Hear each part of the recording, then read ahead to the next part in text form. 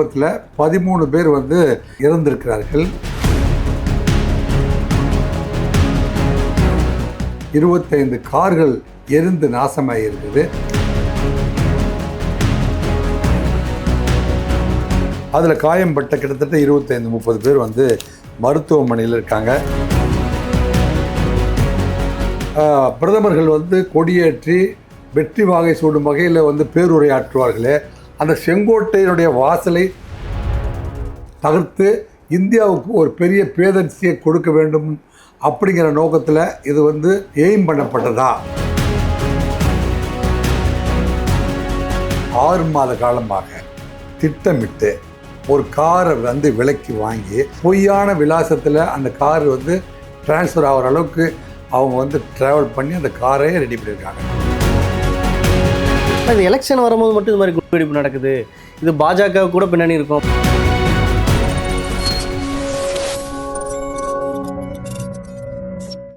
வட்டி boss Bigg Boss Tamil season 9 review show நான் வர தினமும் ராத்திரி 11:30 மணிக்கு subscribe to colour Kannadi media. Colour Kannadi voice நேயர்களுக்கு வணக்கம். இன்று நம்மோடு இருப்பவர் முன்னாள் காவல் ஆணையர் ராஜேந்திர ராஜா அவர்கள். வணக்கம் சார். வணக்கம். கலர் கண்ணாடி எப்படி இருக்கீங்க? நல்லா இருக்கேன் சார். மகிழ்ச்சி.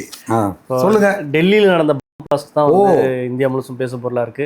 என்ன நடந்தது, என்ன அது பின்னணி என்ன? அதாவது டெல்லியில் வந்து 10/11/2025 மாலை 6:52 மணிக்கு டெல்லியில் இருக்கிற செங்கோட்டைக்கு அருகில் இருக்கிற லால் கிலா மெட்ரோ ரயில்வே ஸ்டேஷனுக்கு பக்கத்தில் இருக்கிற சிக்னலில் அந்த சிக்னல் ரெட் லைட் போட்டதுனால அங்கேயே அதை வெடிச்சிருச்சு.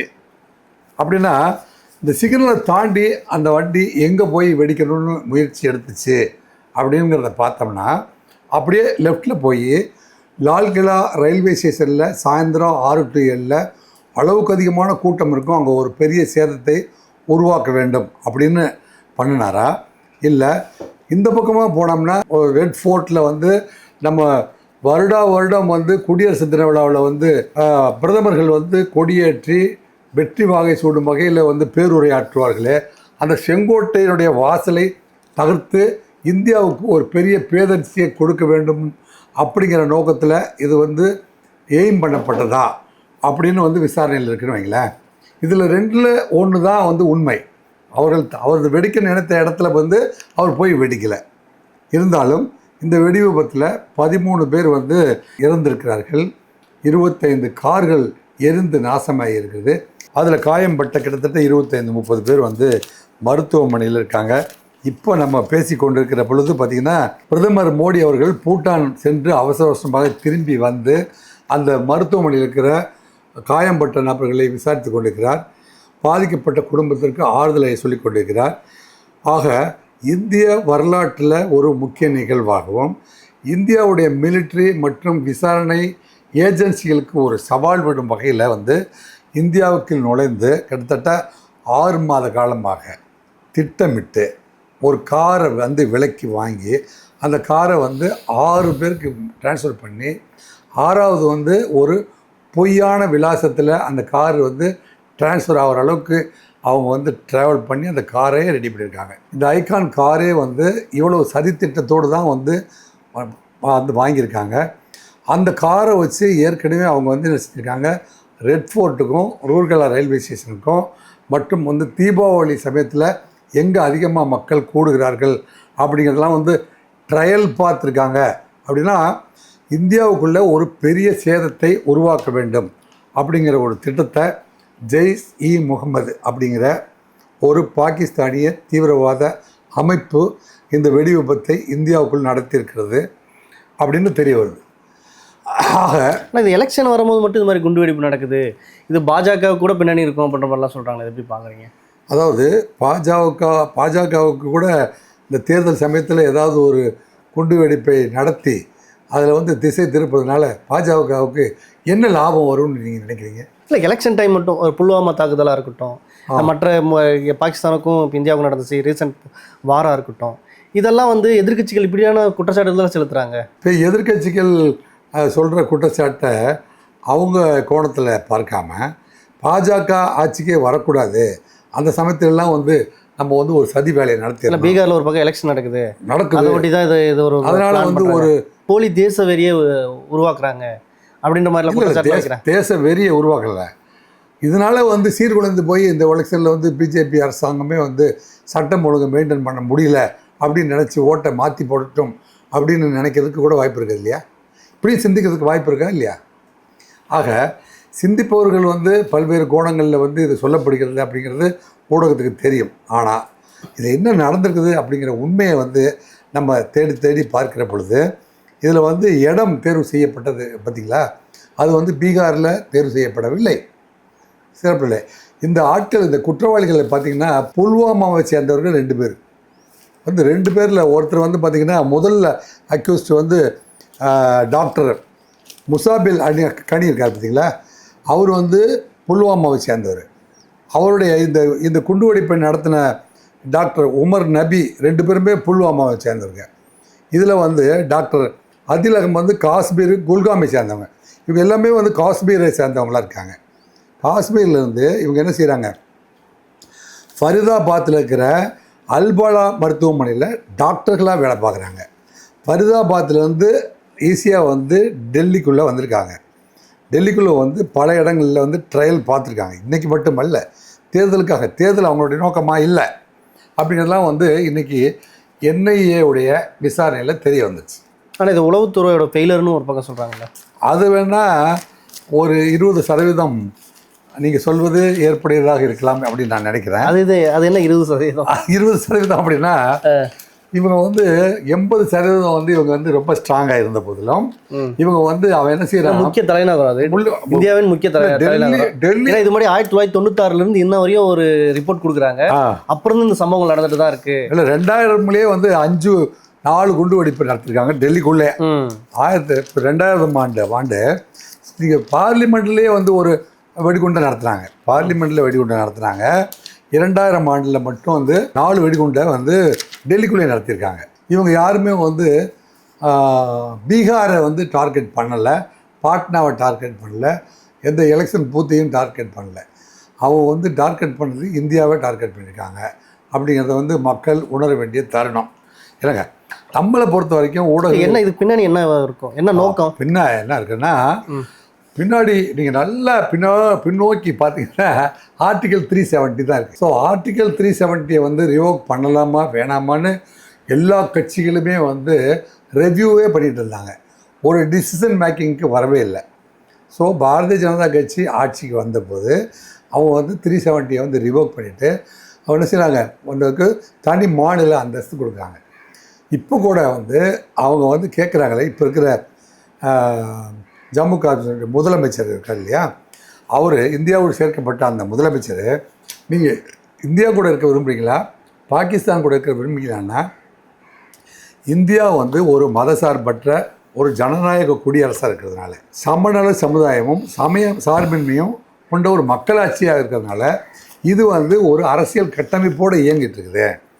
பாகிஸ்தான் வந்து இதுவரையும் ஒரு அரசியல் கட்டமைப்பை உருவாக்காமல் மதம் சார்ந்த கட்டமைப்பை அரசியல்வாதிகள் கேட்க வேண்டிய சூழ்நிலை அங்கே இருக்குது. காஷ்மீர் மக்கள் என்ன சொல்கிறாங்க, 370 எதிர்த்து என்ன சொல்கிறாங்க? 370 பாகிஸ்தான் கூட போகிறீங்களா, இங்கே இந்தியாவோட இருக்கு, பாகிஸ்தான் மக்கள் என்ன சொன்னாங்க, பாகிஸ்தான் கூட போகிறீங்களா இந்தியாவோட போகிறீங்களான்னு கேட்கும்போது பெரும்பான்மையான மக்கள் வந்து இந்தியாவோடு இருக்கத்தான் விரும்புகிறார்கள். அப்படிங்கிறத வந்து சர்வே பண்ணதுக்கு அப்புறம் தான் ஆர்டிகல் 370 வந்து ரிவோக் பண்ணினாங்க. இல்லைங்க, இதில் வந்து ஏற்போர் இருக்கிறார்கள். இப்போ ஒவ்வொரு சட்டசபையிலையும் சரி பார்லிமெண்ட்டும் ஏற்போர் மறுப்போர் அப்படின்னு வந்து கையை தூக்க சொல்லி தான் முடிவு. பெரும்பான்மை இருக்கும்போது ஏன் குண்டு வைக்கணும்? அந்த சிறுபான்மையினர் வந்து பெரும்பான்மையாக இருந்தால் அவங்க படையெடுப்பு நடத்தியிருப்பாங்க. சிறுபான்மையாக இருக்கிறதுனால தான் குண்டு வெடிப்பு பண்ணுறாங்க. இதெல்லாம் நம்ம வந்து கற்றறிந்த, நீங்கள் உங்களை போன்ற கலர்கண்ணடி இருக்கிற கற்றறிந்த பெரிய ஊடகவியாளர் நீங்கள், உங்களுக்கு வந்து இருந்தாலும் நீங்கள் ஊடகத்துக்காக பொதுமக்களுக்கு விளங்க வைக்கணும்னு தான் கேட்குறீங்கன்னு நான் நினைக்கிறேன். இல்லை, டெல்லியில் அது காஷ்மீர்லேயே குண்டு வச்சிருந்தா கூட பிரச்சனை இல்லை. ஆனால் ஏன் செங்கோட்டையில் வைக்கணும், செங்கோட்டையில் நியர்பை வைக்கணும்? அதில் என்ன அவங்களுக்கு லாபம் கிடைக்க போகுது? அதாவது ஆர்டிகல் 370 நாங்கள் எதிர்க்கிறோம். அதுக்காகத்தான் வந்து என்ன செய்கிறோம், பகல்காம்ங்கிற இடத்துல முதல்ல புல்வாமாவில் பண்ணோம், அதுக்கப்புறம் பகல்காமில் பண்ணோம். பகல்காமில் 26 பேர்ட்ட வந்து சுட்டு கொண்டதே எதுக்கு தெரியுமா? இந்த வந்து ஆர்டிகல் 370 நீங்கள் ரிவோக் பண்ணி எங்கள் மண்ணை நீங்கள் வச்சுக்கிட்டீங்க அப்படிங்கிறத அவங்க தெரிவிக்கிறானுங்க. அப்போ அவங்க வந்து பதுங்கி இருக்கிறதுக்கு இடம் கொடுத்தவங்க எல்லாமே வந்து பார்த்திங்கன்னா ஜெய்ஷே முகமது என்கின்ற ஒரு தீவிரவாத அமைப்புக்கு உதவிகரமாக இருந்தார், ரகசியமாக உதவி செய்தவர்கள். அதனால தான் நீங்கள் பார்த்தீங்கன்னா யாரெல்லாம் வந்து இந்த குற்றவாளிகளுக்கு வந்து பதுங்குவதற்கும் அவர்கள் வந்து இந்த சம்பவத்தை வெற்றிகரமாக நடத்தி முடிச்சுட்டு மறுபடியும் ஒரு நாட்கள் தங்கிட்டு ஆயுதங்களை வச்சுருந்துட்டு அவங்க வந்து மூவ் பண்ணுற வரைக்கும் உதவி செய்தவர்களுக்கு எல்லாருமே அவங்களுடைய வீடுகளெல்லாம் வந்து தரைமட்டமாக இடிக்கப்பட்டது அப்படிங்கிறத நீங்கள் வந்து ஊடகத்தின் மூலமாக பார்த்துருக்கீங்க.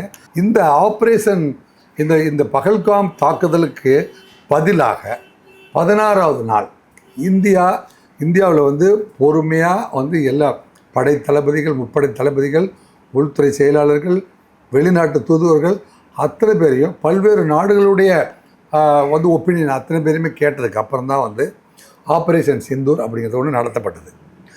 ஆப்ரேஷன் சிந்தூரில் மசூர் அசாத் அப்படிங்கிற தீவிரவாத யார் ஜெய்ஷே முகமதுடைய தலைமை செயலாளர் அவர் தான். காஷ்மீரில் இருக்கிற ஒரு மசூதிக்கு அருகில் ஒரு கல்யாண மண்டபம் போல் ஒரு இடத்தை ஏற்பாடு பண்ணி அதில் நூற்றுக்கணக்கான தீவிரவாதிகளுக்கு பயிற்சி அளித்து வருகிறார், ஆயுதங்களை சேமித்து வைக்கிறார். அப்படிங்கிற ஒரு இடம் வந்து தகர்க்கப்பட்டது அப்படிங்கிறது. அதில் மசூத் அஜாரும் வந்து இறந்து விட்டாரா இல்லையா, நல்ல வேளையாக வந்து அவர் தப்பிச்சிட்டாரு அப்படிங்கிற தகவல்கள் எல்லாம் வந்து நமக்கு கிடைச்சது உங்களுக்கு தெரியும். நேற்றைய தினம் வந்து இந்த சம்பவம் நடந்த உடனே வந்து உள்துறை அமைச்சர் திரு அமித்ஷா அவர்களும், உள்துறையுடைய செயலாளர் கோவிந்த் மோகன் அப்படிங்கிறவரும், உள்துறை இயக்குனர் வந்து தவன் பேகா, என்ஐஏவுடைய இயக்குனர் வந்து ஜெனரல் சதானந்த் வசந்த் ஆகியோரும், மற்றும் வந்து ஜம்மு காஷ்மீருடைய டிஜிபி, இவ்வளோ பேர் சேர்ந்து 2 முறை மீட்டிங் போட்டாங்க. இவங்க எல்லாம் சேர்ந்து எடுத்த முடிவின் அடிப்படையிலையும் இந்த விசாரணை சென்று கொண்டிருக்கிற வேகத்தையும் பார்க்குற பொழுது இது வந்து மசூர் அஜாத்துடைய தங்கச்சியுடைய கணவர் இறந்து போனதற்காக பழி தீர்ப்பதற்காக இப்படி ஒரு திட்டம் வந்து தீட்டப்பட்டது அப்படிங்கிறது வந்து ஊடகத்துக்கு சொல்ல வேண்டிய கடமை நமக்கு இருக்குது. இல்லைன்னா வந்து இதை அரசியலாக்கி கவுன்சிலர் எலெக்ஷனுக்கு வந்து பழி வாங்குறதுக்காக அப்படிலாம் பேசினா அது வந்து முறையாக இருக்காது. இல்லை, இது நீங்கள் முன்னாடி ஒரு குறிப்பிட்ட ஒரு வார்த்தை சொன்னீங்க, ஆர்டிகல் 370 அந்த இதில் இருந்தால் ப்ரோவோக்காய் தான் இந்த விஷயத்தை பண்ணியிருக்காங்கன்னு சொல்கிறீங்க. அது உங்களோட கருத்தா இல்லை இதுதான் உண்மையா? இல்லை, கருத்து இல்லை. இன்றைய தினம் வந்து என்ஐஏ விசாரணையில் வந்து தெரிய வந்த விஷயத்தை நம்ம வந்து ஆங்கில ஊடகங்கள்லையும், இந்தியில் வர்ற ஊடகங்களையும், தெலுங்கு ஊடகங்கள்லையும் மற்றும் டெல்லியில் இருக்கிற செய்திகள் அடிப்படையில் இந்த 2 கூட்டங்கள் வந்து உள்துறை அமைச்சர் அமித்ஷா அவருடைய தலைமையில் நடந்த கூட்டம் இருக்குது பார்த்தீங்களா, இந்த கூட்டத்தில் என்னென்ன தகவல்கள் பரிமாறப்பட்டது அப்படிங்கிற அடிப்படையில் நான் சொல்கிறேன். பகல்காம் தாக்குதல் வந்து ஆர்டிகல் 370 வந்து ரிவோக் பண்ணி எங்களுக்கு சேர வேண்டிய, அதாவது பாகிஸ்தானுக்கு சேர வேண்டிய நிலப்பரப்பை இந்தியா எடுத்துக்கொண்டது. எனவே அதை நாங்கள் எதிர்க்கிறோங்கிறத வந்து எதிர்ப்பை பதிவு பண்ணுறதுக்காகத்தான் அந்த தீவிரவாதிகள் வந்து இந்தியாவில் இருக்கிற மக்கள்லாம் வந்து மகிழ்ச்சிகரமாக வந்து டூரிஸ்ட் வந்து அந்த வேலியில், அந்த பகல்காம் வேலியில் வந்து இவ்வளோ இன்பமயமாக சுற்றுறாங்க. அவங்க வந்து இன்பமயத்தையும் அவங்களுடைய இயல்பு வாழ்க்கையும் வந்து நாங்கள் வந்து பாதிக்க வைக்கிறோம், இது வந்து எங்கள் நிலம்னு தெரிவிக்கிறதுக்காகத்தான் இந்த அட்டாக்கை நாங்கள் பண்ணுறோம் அப்படின்னு தான் வந்து உள்ள வந்து தாக்குதல் பண்ணாங்க. பகல்காம் தாக்குதலுக்கு அப்படி ஒரு ஸ்டேட்மெண்ட்டே அவங்க சொல்லலையே. அவங்களுடைய யுவர் இந்தியன், யுவர் முஸ்லீம் அப்படின்னு சொல்லி தான் சுட்டதாகவும் அங்கே இருக்கிற பாதிக்கப்பட்ட மக்கள். ஆமாங்க, நீங்கள் இந்தியனா அல்லது இஸ்லாமியரான்னு கேட்டாங்க. அப்போ இது இஸ்லாமுக்கு சேர்ந்தமான இடத்த ஏன் இந்தியர்கள் வந்தாங்கன்னு அர்த்தம். இது வந்து இஸ்லாமியர்களுக்கு சொந்தமானது. Your Indian. அப்போ இந்தியனா கேட்டு இவன் சுண்ணத்து பண்ணியிருக்கியான்னு செக் பண்ணி சுட்டாரா இல்லையா? ஏன் சுட்டார் அப்படி? அவர் மதத்துக்கு எதிரானவர் இல்லை, நிலத்துக்கு எதிரானவர். சரி, பல்வேறு அரசியல் சார்ந்த தகவலை பண்ணி மற்றொரு பதிவு சரி பண்ண. நன்றி, வணக்கம். Vetti boss Bigg Boss Tamil season 9 review show நான் வர தினமும் ராத்திரி 11:30 மணிக்கு. Subscribe to colour Kannadi media.